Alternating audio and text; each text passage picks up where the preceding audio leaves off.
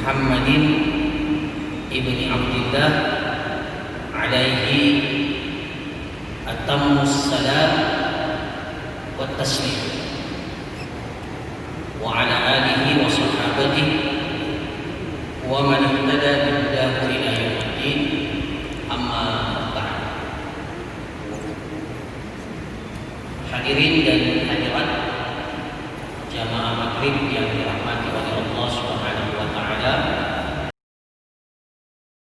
kita bersyukur dan memuji kepada Allah Subhanahu wa taala yang masih berkenan memberikan kepada kita kesempatan dan kesehatan sehingga pada malam hari ini kita kembali duduk di dalam majelis ini. Semoga Allah Subhanahu wa taala memberkahi setiap langkah kaki kita, memberkahi setiap amal dan usaha kita, tentunya dalam rangka untuk meningkatkan kualitas ketakwaan kita kepada Allah Subhanahu wa taala. Ketakwaan yang tentunya menjadi bekal kita, menjadi sesuatu yang akan kita bawa menghadap kepada Allah Subhanahu wa ta'ala. Allah Subhanahu wa ta'ala berfirman, wa tazawwadu fa inna khairaz zadit taqwa. Berbekallah kalian karena sesungguhnya bekal yang terbaik, bekal yang terbaik itu adalah ketakwaan. Maka mudah-mudahan majelis ilmu kita ini, dan begitu pula majelis-majelis yang lainnya yang kita hadiri senantiasa menjadi wasilah kita, sarana kita untuk menambah kualitas ketakwaan kita kepada Allah Subhanahu wa ta'ala. Hadirin jamaah maghrib yang dirahmati oleh Allah Subhanahu wa ta'ala, melanjutkan kajian kita yang sebelumnya tentunya teman-teman mengikuti lewat online, lewat Zoom. Kita akan lanjutkan pengajian kita seputar fikih sirah nabawiyah.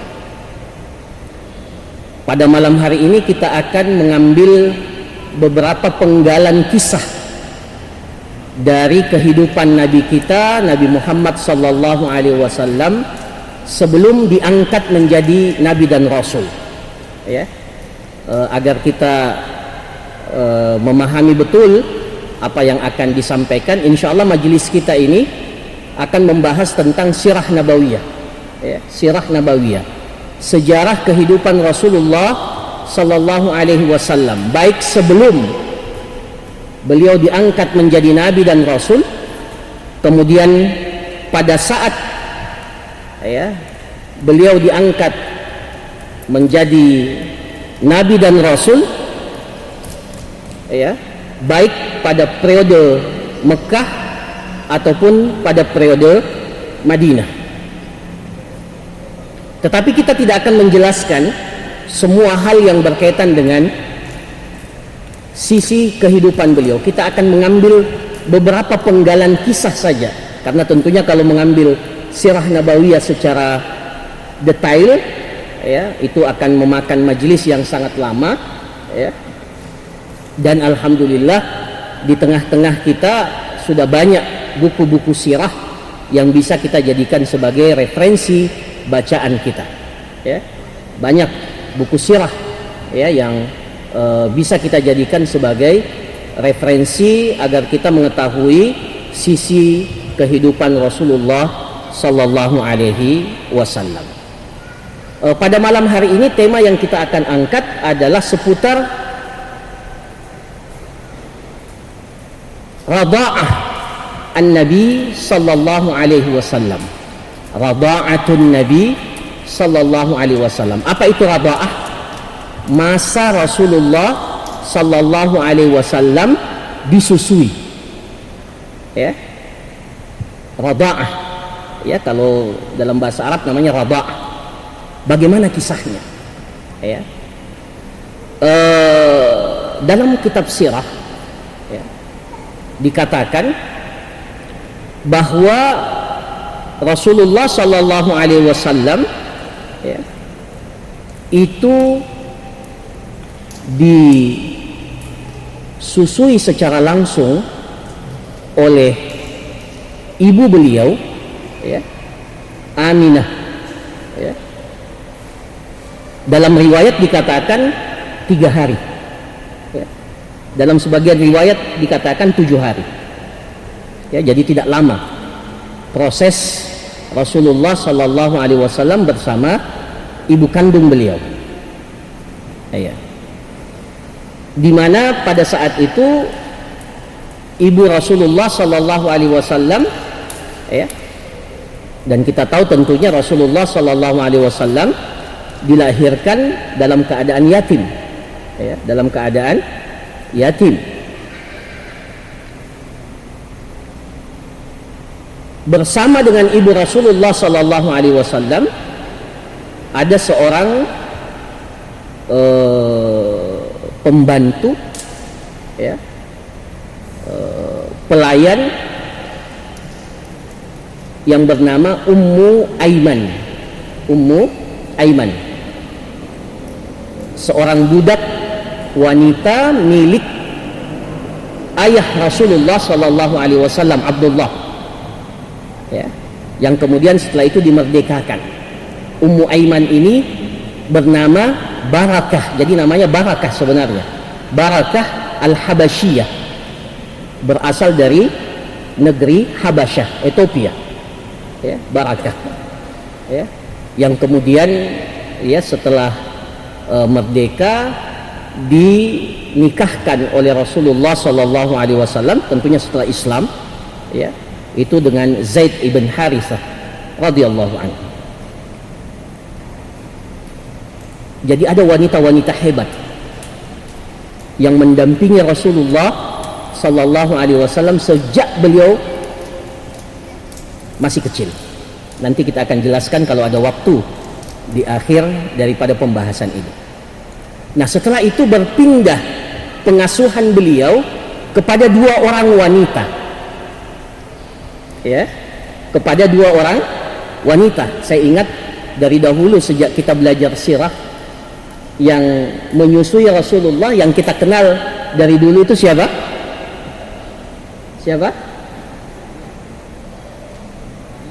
Halimatus Sa'diyah. Ini dari kecil, ya, saya belajar sirah dari SD, itu sudah kita kenal itu, bahwa yang menyusui Rasulullah Sallallahu Alaihi Wasallam, ya, sejak kecil itu adalah Halimatus Sa'diyah.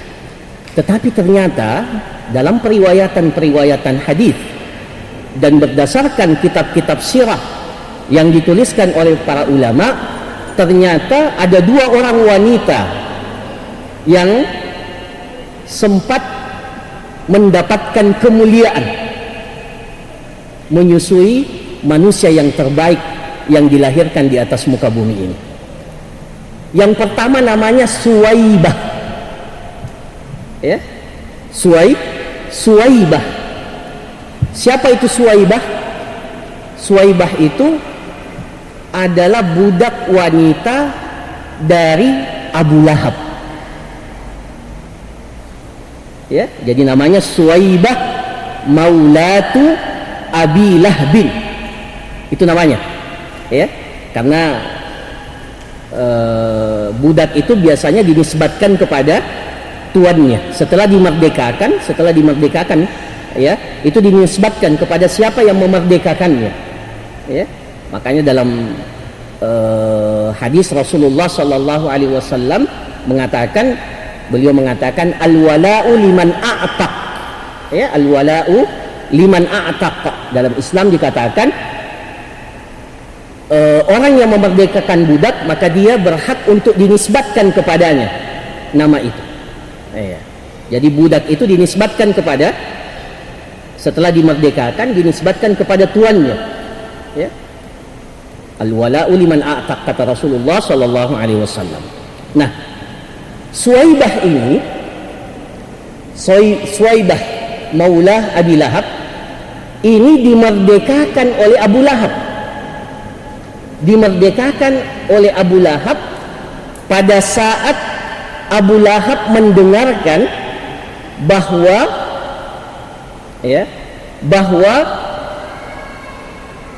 saudara beliau itu mendapatkan keturunan. Ya. Jadi saking gembiranya Abu Lahab pada saat itu, ya. Ya, saking gembiranya ketika mendengarkan bahwa Abdullah ayah Rasulullah sallallahu alaihi wasallam mendapatkan keturunan, ya, yang kemudian diberi nama Muhammad, maka saking gembiranya Abu Lahab, ya, maka beliau memerdekakan budak wanitanya yang bernama Suwaibah, yang kemudian Suwaibah ini itu diamanahkan untuk menyusui Rasulullah sallallahu alaihi wasallam. Ya. Bahkan di dalam riwayat, ya, di dalam riwayat hadis, ya, ketika Rasulullah sallallahu alaihi wasallam, ya, mengatakan arba'atni wa Aba Salamah Suwaibah, ya, saya, kata Rasulullah, pernah disusui atau telah disusui oleh saya dan Abu Salamah, ya, Abu Salamah. Jadi Abu Salamah itu adalah saudara sesusuan Nabi sallallahu alaihi wasallam. Ini hadis Bukhari. Dalam riwayat Bukhari dikatakan arba'atni wa Aba Salamah Suwaibah. Saya dan Abu Salamah, ya, Abu Salamah itu pernah disusui oleh Suwaibah, Ya, hadis ini para jamaah sekalian yang dirahmati oleh Allah, itu tak kala Rasulullah ditawari untuk menikahi putri dari Abu Salamah, ya. Jadi pernah Rasulullah SAW itu ditawari untuk menikahi putri Abu Salamah. Rasulullah katakan tidak mungkin saya menikahi. Kenapa? Karena bapaknya Abu Salamah itu adalah saudara sesusuan saya, ya. Dan dalam Islam dikatakan tuhramu minar rada'ati ma tuhramu minan nasab, diharamkan dengan sebab persusuan apa yang diharamkan dengan sebab nasab. Itu kaidah, ya. Jadi tidak boleh kita menikahi, ya, seseorang yang memiliki garis keturunan dari saudara sesusuan kita, ya. Jadi seperti putrinya Abu Salamah itu tidak boleh dinikahi oleh Rasulullah sallallahu alaihi wasallam, karena di dalam Islam putri Abu Salamah itu seperti kemenakan langsung dari Rasulullah sallallahu alaihi wasallam. Itu kaidahnya, tuhramu minar rada'ati ma tuhramu minan nasab, ya. Jadi seperti itu, ya. Bahkan dalam riwayat dikatakan, ya, ini saya bacakan,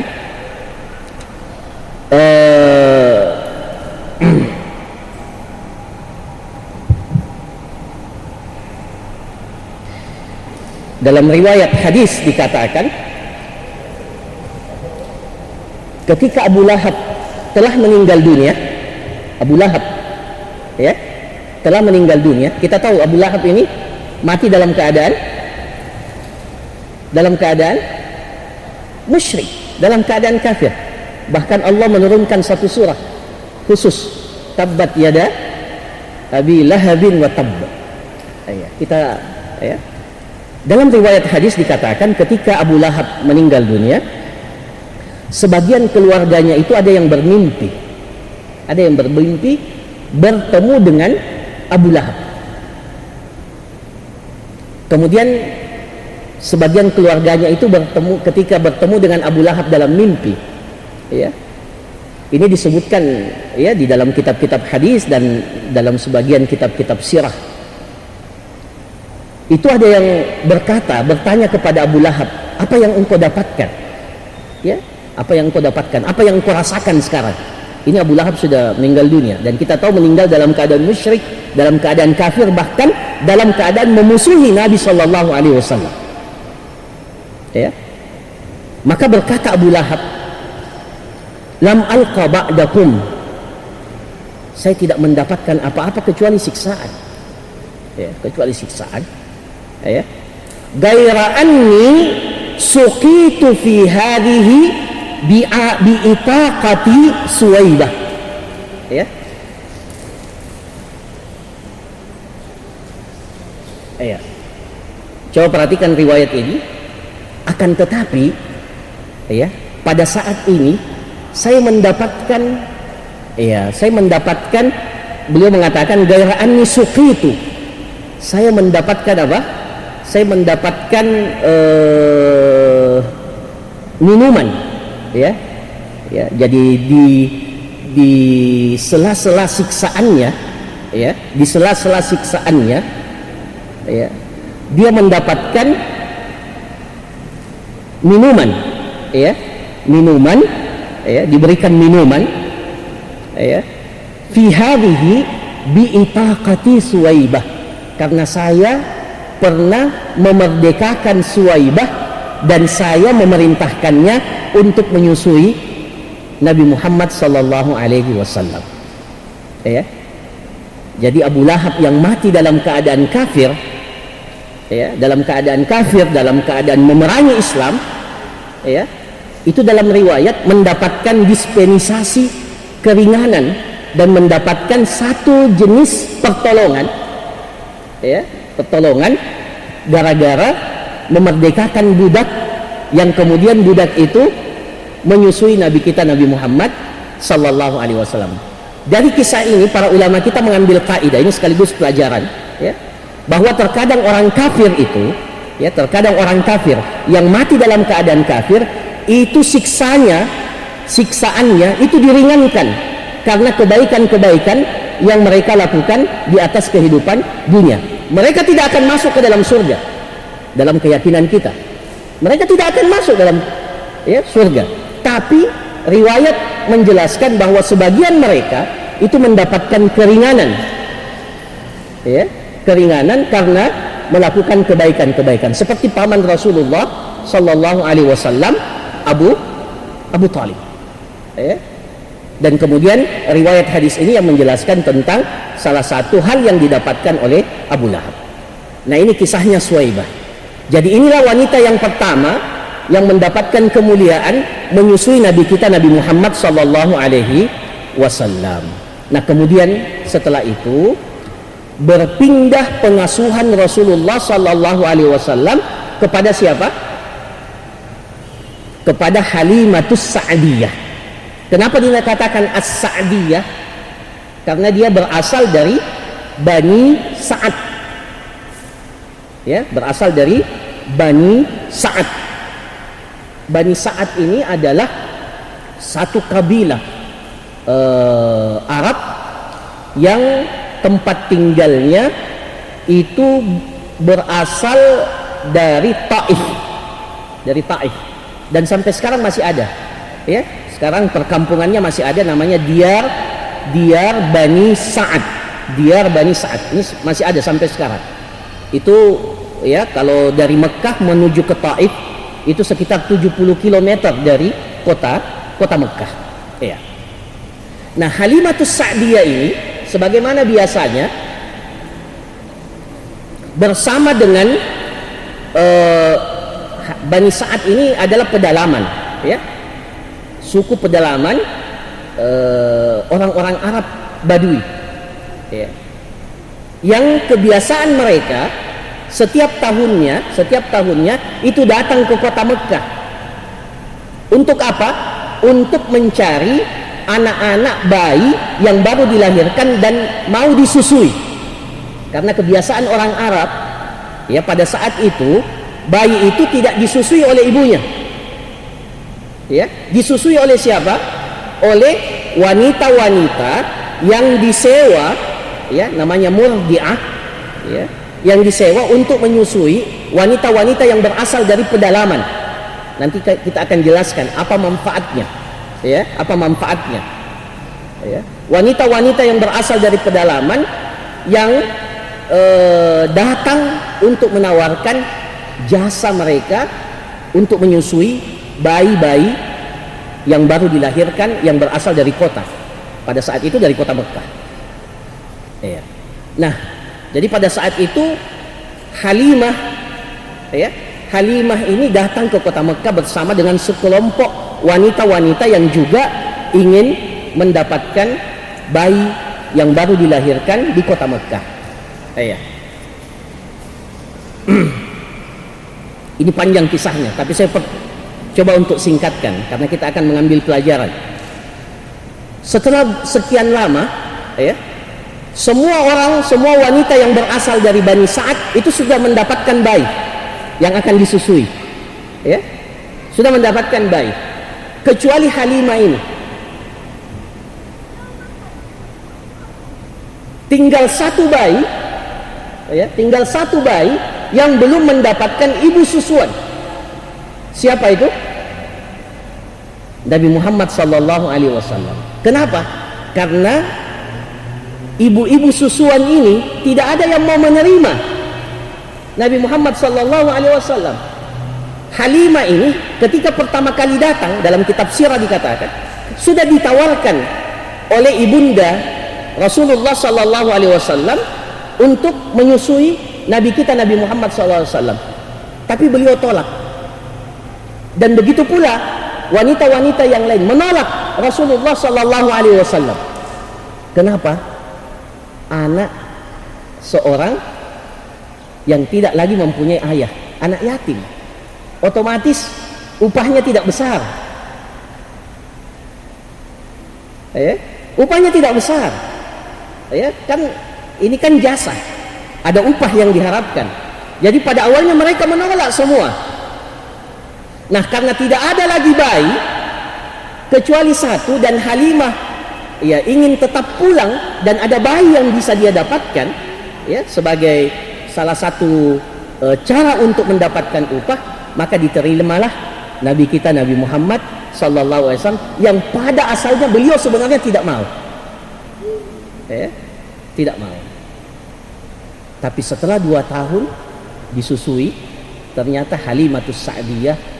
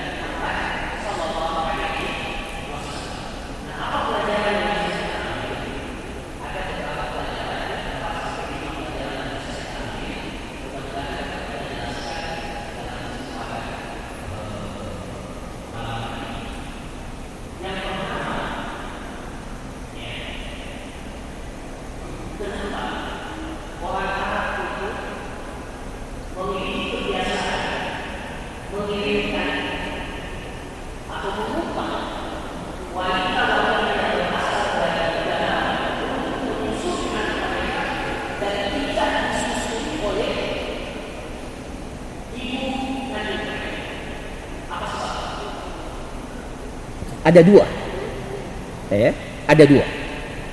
Yang pertama,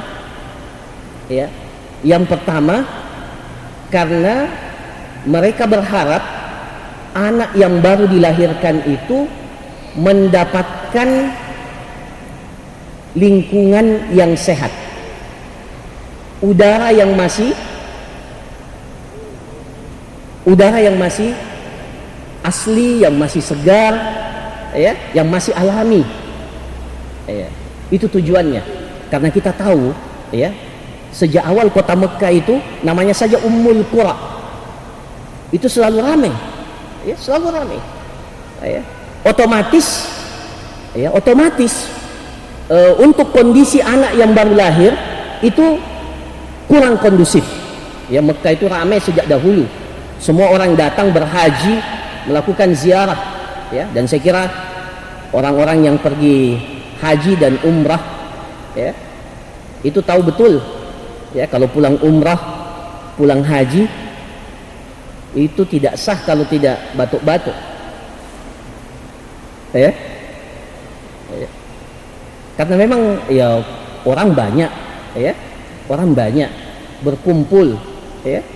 Jamaah haji itu, ya, setiap tahunnya salah satu penyakit itu ya batuk-batuk, ya, batuk-batuk, ya. Makanya di zaman COVID sekarang ini, ya, selalu diarahkan untuk jaga jarak, karena memang begitu, karena berkumpul dan seterusnya itu bisa menyebabkan, ya.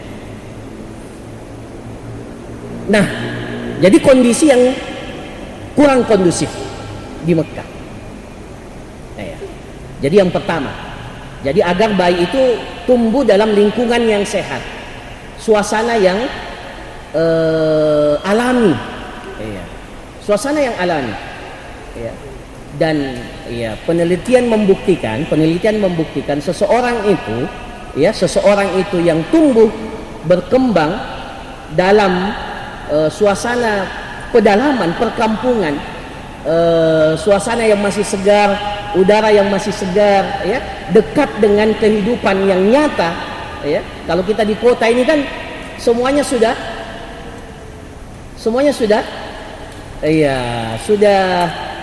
bercampur baur, bahkan makanan pun sudah banyak yang dipalsukan. Kalau di pedalaman, ya, itu masih, ya, alhamdulillah masih bisa kita jaga semuanya itu. Nah, itu sebabnya, ya, itu sebabnya, ya. Jadi sekarang ini ada slogan kembali kepada alam, ya, kembali kepada alam, ya. Bahkan, ya, ini sekarang, ya, sekolah-sekolah yang menawarkan sistem pendidikan, ya, sekolah alam itu biayanya jauh lebih besar, ya, dari sekolah-sekolah biasa, ya. Kenapa? Karena anak itu dilatih untuk langsung dekat dengan alam, ya. Jadi di sekolah alam itu anak di kelas itu tidak lama, ya. Saya punya kemenakan, yaitu sekolah di sekolah alam, ya, sekolah alam itu di kelas cuma sebentar, lebih banyak mereka berinteraksi langsung dengan alam, ya.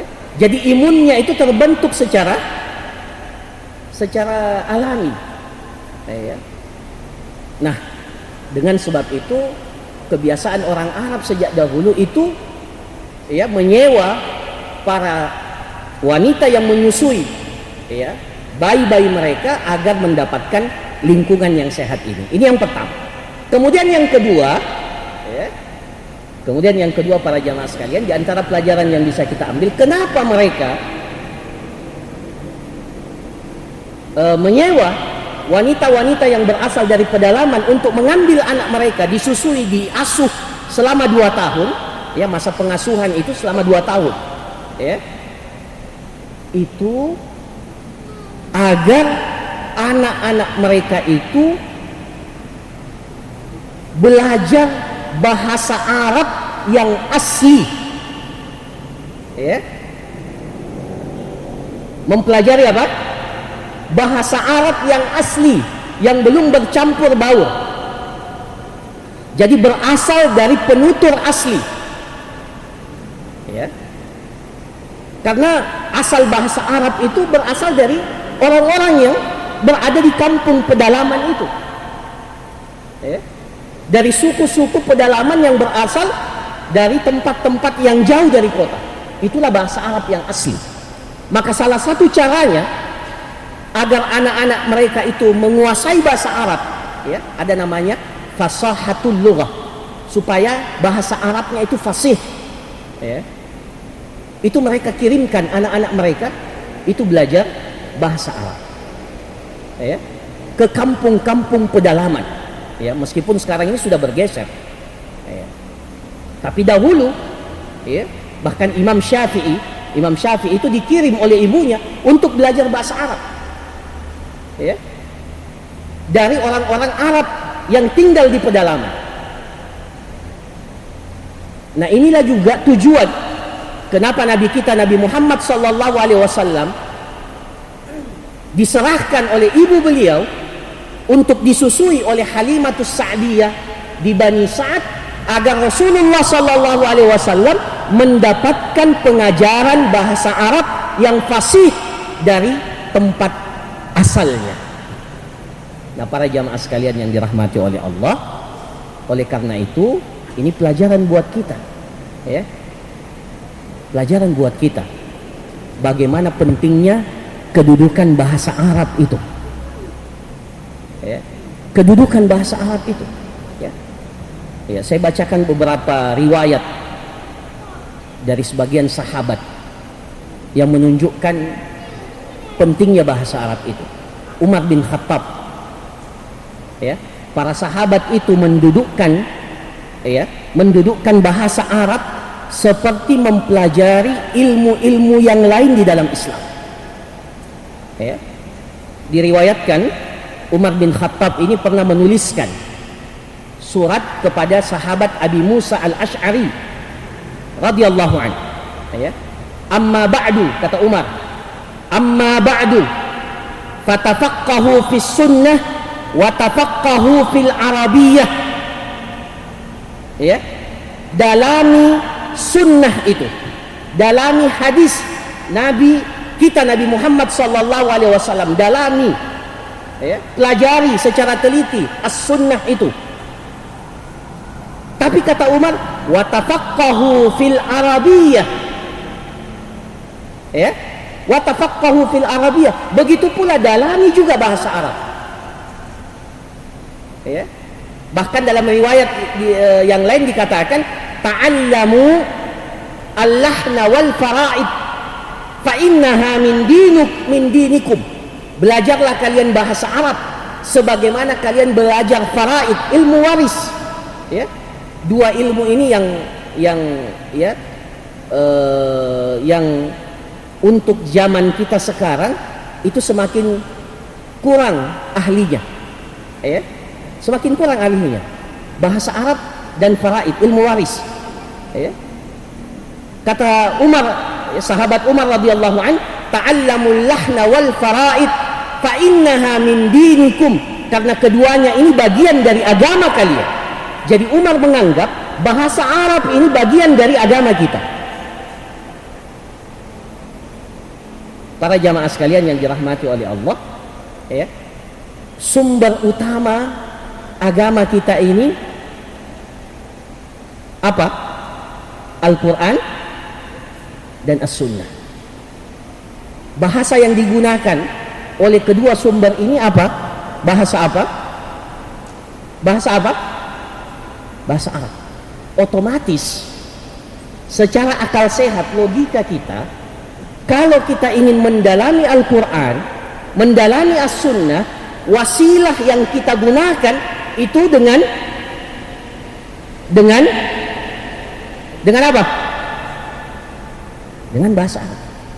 Tidak mungkin seseorang bisa mendalami Al-Quran dan Sunnah dengan sedalam-dalamnya kecuali dengan penguasaan bahasa Arab, ya.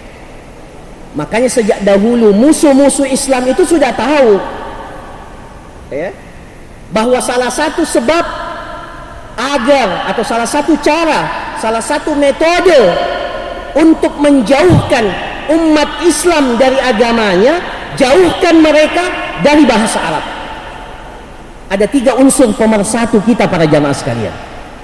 Catat baik-baik ini. Ada 3 unsur pemersatu kita. Apa itu? Yang pertama Al-Quranul Karim, Quran kita. Ya, ini unsur pemersatu kita. Kemana saja kita dapati Al-Quranul Karim yang sama, tidak ada yang berbeda. Mau kita ke Afrika, mau kita ke Eropa, mau kita ke kota, mau kita ke pedalaman, Al-Quran kita semua sama. Maka musuh itu tahu agar umat Islam ini lemah, agar umat Islam ini tidak mendapatkan kemuliaannya, jauhkan mereka dari Al-Quran. Karena unsur pemersatu kita itu adalah Al-Quran. Tidak ada yang membedakan kita. Ya, sesama Muslim pasti Al-Quran. Dan otomatis kalau kita sebut Al-Quran, maka di situ sudah termasuk hadis-hadis Nabi kita Nabi Muhammad sallallahu alaihi wasallam.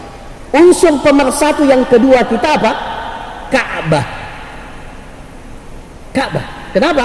Setiap kita sholat kita menghadap ke Ka'bah. Ya, Ka'bah. Ya. Jadi kita tidak bisa dipisahkan dengan Ka'bah ini. Ya. Dengan Ka'bah ini. Ya. Jadi meskipun sekarang ini umrah atau haji dibatasi, interaksi kita dengan Ka'bah tidak terputus karena kita sholat tetap menghadap ke kiblat.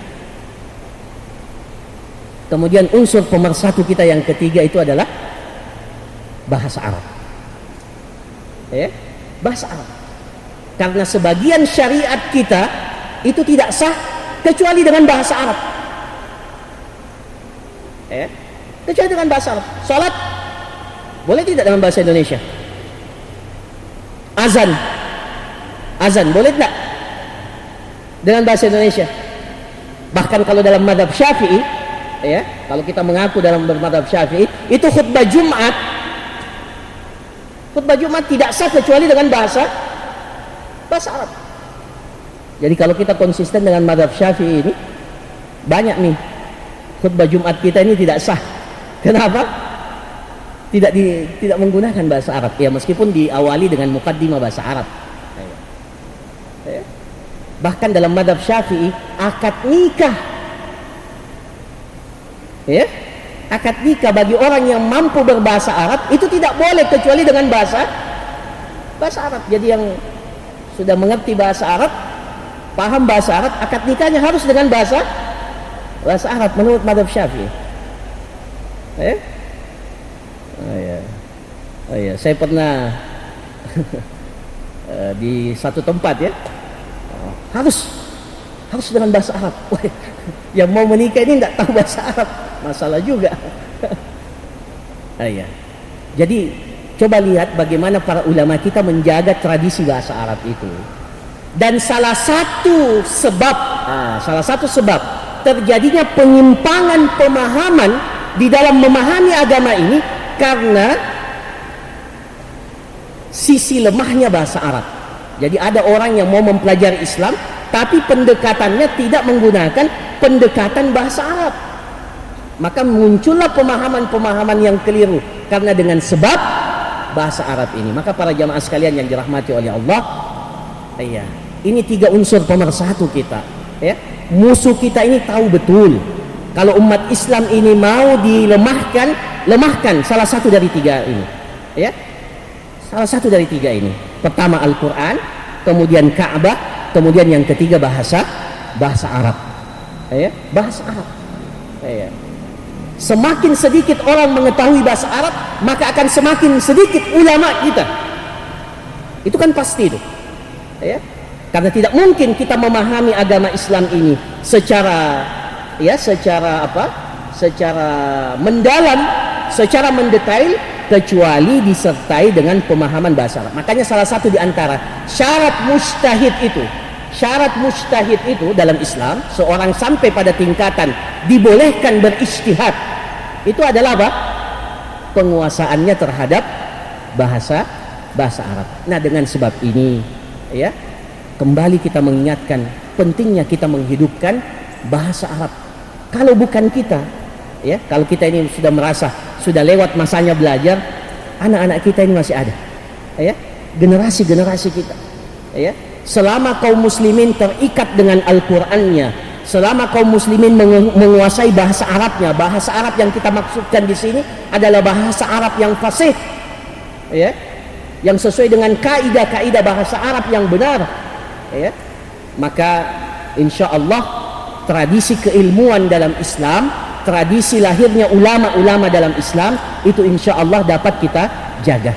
Sungguh sangat disayangkan, ya, sekarang ini banyak cendekiawan muslim katanya, ya, orang yang sudah sampai bergelar profesor bahkan doktor dalam bidang Islam, tapi tidak mengerti bahasa Arab. Bagaimana, ya?